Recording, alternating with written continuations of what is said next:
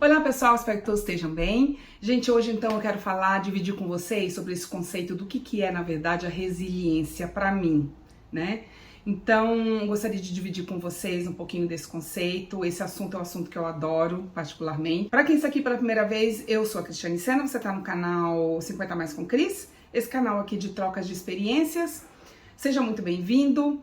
Eu moro aqui na cidade de Sydney, na Austrália, há 13 anos, e essa minha mudança, inclusive, para cá, foi dos exemplos de resiliência que eu tive que ter na minha vida. Então, se você tem interesse por esse assunto, me dê um like, façam aí os comentários de vocês, se inscrevam no canal, compartilhem esses vídeos, pessoal, para pessoas que vocês acham que vale a pena ouvir. É sempre tão legal a gente ouvir as experiências de outras pessoas, né? Eu, pelo menos, gosto. Então, se inscreva no canal, vamos chegar a 1000 logo para a gente poder abrir essas lives, que eu não vejo a hora. E me sigam no Instagram, tá bom? Vamos lá!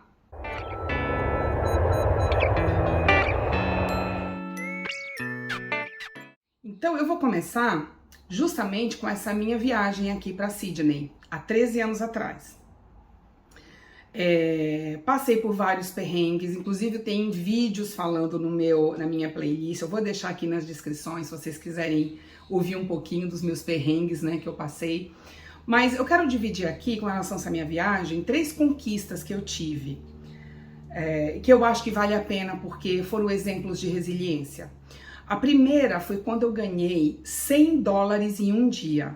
Eu lembro que eu fiz 3 casas naquele dia.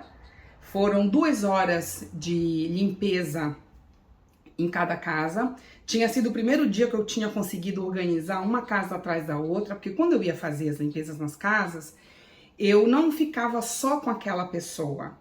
Eu ia nas outras casas próximas, ia deixando os meus panfletinhos, ia deixando os meus contatos, e aí elas entravam em contato comigo e eu conseguia organizar.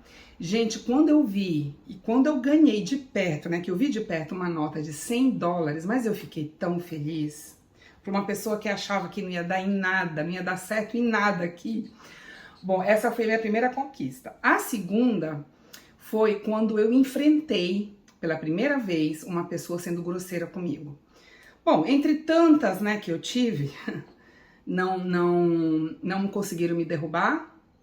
Ficavam me tratando mal, ficavam falando que eu era burra, que eu não conseguia falar inglês e que eu não ia conseguir nada. Eu entendia, porque teve uma época, não sei se acontece com todo mundo, mas tem uma época que a gente passa a entender primeiro do que conseguir falar. Então, eu simplesmente não ligava, como eu já aprendi, né, que eu não vou agradar todo mundo mesmo. Então, essa experiência que eu enfrentei pela primeira vez, eu lembro como se fosse hoje. Isso, claro, não vai sair da nossa cabeça, né? Foi exatamente 1 ano e meio após eu chegar. Eu já conseguia verbalizar em inglês, já conseguia me fazer entender. Não conseguia ter papos muito profundos, né? Sobre economia, política, por exemplo, mas coisas assim do dia a dia, bem básicos, eu já conseguia me virar. E eu tava conversando com essa minha tia que mora aqui há muito tempo, que inclusive eu fiquei na casa dela, porque eu contei pra ela uma grosseria que um rapaz no correio daqui fez comigo. Ele não era australiano, eu acho que ele era libanês, não sei, ele era de algum outro país. Eu lembro que eu trabalhava para minha tia, então eu era a pessoa encarregada para levar todas as documentações para mandar para os clientes no correio. Então eu é que levava. E um dia ela me falou assim: Cris, você vai dizer que você quer uma carta registrada, que em inglês é uma outra coisa. Aí eu falei pra ela: ai tia, eu não sei se eu vou conseguir me virar nisso. Ela falou: vai, tente. Tá bom, peguei e fui. Cheguei no correio, tinham 3 pessoas. Aí, na minha vez, atendeu um rapaz. Tinham 2 moças e um rapaz. Foi o rapaz que me atendeu. Cheguei lá e eu falei exatamente o que ela tinha me falado, só que ele não entendeu. Mas ele foi tão grosseiro. Por que você vem aqui se você não sabe falar inglês? Volte, falou assim, volte, passa a falar inglês primeiro e depois você volta aqui de novo. Próximo, e já pediu para ver o próximo. Claro que isso tudo em inglês e eu entendi. Mas aquilo ficou assim, dentro da minha garganta, entalado, né? Bom, aí passou um tempo, eu já estava muito melhor, já conseguia me inclusive dar as réplicas, né? Então, quando eu pedi uma coisa a pessoa não entendia, eu replicava, eu explicava de novo. E aí, um dia minha tia falou assim, Cris, toda vez que você passar por esse tipo de grosseria, você fala pra pessoa, por que você tá sem paciência comigo? É porque eu sou estrangeira? Porque se você falar assim, aqui na Austrália, eles entendem isso como... É isso que você tá fazendo? É porque eu sou estrangeiro? O que isso quer dizer? Que assim que a gente acabar, eu vou abrir um processo contra você. Então eles ficam todos nervosos. Aí ela falou pra mim, da próxima vez que você for, se ele te tratar dessa forma, fale isso. Aí eu fui, fiquei na fila, vi que ia ser atendida por uma pessoa, por uma moça, eu falei, não quero você não, eu vou esperar porque eu quero ser atendida por esse rapazinho aqui. Aí quando eu cheguei lá, eu fiz questão de falar bem errado de novo pra ele ser grosseiro comigo, pois ele foi e eu olhei pra ele e falei, por que você tá falando assim comigo? Baixa a voz, você tá falando isso só porque eu sou estrangeira? Nossa, minha gente. Ah, não. Imagina, me perdoe. Ah, eles falam assim em inglês, né? I'm sorry, I apologize. E eu, muito bem. Então vamos conversar? Aí fiz as coisas e saí. Quando eu saí, eu vi que um povo ficou olhando, porque eu falei alto, né? Mas aquilo ali, gente, me deu assim uma força tão grande, porque eu não precisei humilhar, eu simplesmente falei o que teria que ser dito e para essa pessoa parar de tratar os outros desse jeito. Eu tenho certeza que ele nunca mais tratou ninguém assim. E o último foi quando eu paguei pela primeira vez o meu quarto, a minha moradia com meu dinheiro. Gente, eu vim pra cá com 39 anos quase. Foi em 2009, né? E aí o primeiro ano e meio foi com a minha tia, e aí depois eu passei a limpar casas. Bem depois, acho que uns 3, 4 anos depois, é que eu fui começar a dar aula para trabalhar em creche. Porque daí eu precisava ter um inglês bom.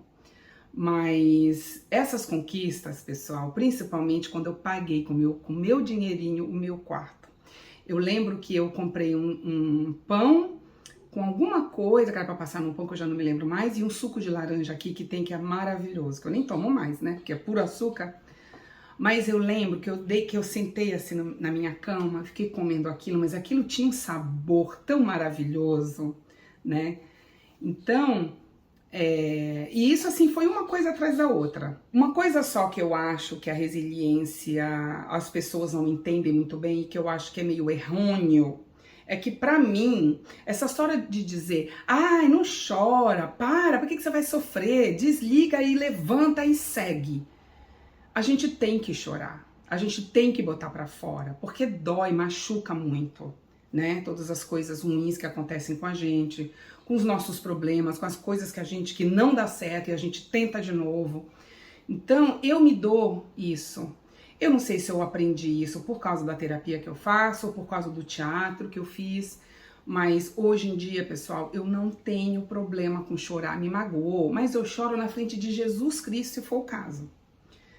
Eu, em qualquer lugar, eu não quero saber. E às vezes, dependendo, né, da grosseria que eu passo, ou de qualquer coisa, qualquer problema que aconteça, mas eu choro, gente, mas é aquele choro doído, porque é de soluçar. Mas também quando eu acabo, aí eu sou outra pessoa. Aí eu levanto, aí eu começo a cantar, aí é meio bipolar, dizem, né? Eu acho que é isso. Mas é só isso na resiliência que eu acho que há uma negação ao sofrimento, e eu acho que o sofrimento ele é necessário, a gente precisa sentir mesmo, sabe? Não é sentir e ficar controlando o choro para não parecer que é fraco na frente dos outros, sabe? Eu tô pouco me lixando para quem pensa que eu sou fraca. Aonde eu tiver que chorar, eu vou chorar, e eu sinto muito quem não se sentir bem, né? Eu penso assim, sabe?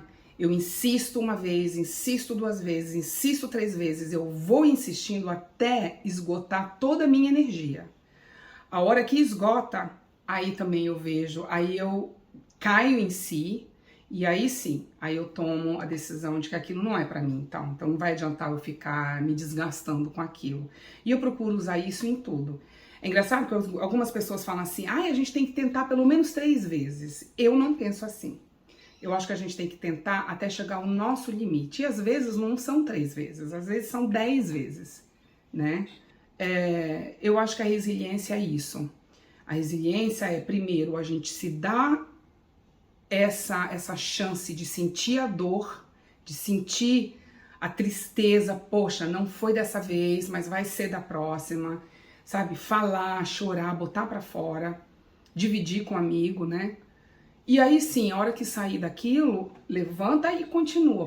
Mas é isso, minha gente. Pra finalizar, eu só espero, né, agora que nós acabamos aí com o carnaval, que nós temos que voltar aos nossos trabalhos, sei que muitos de vocês não gostam do que faz, mas vamos sempre ser positivos e agradecer a Deus porque nós temos um trabalho, né?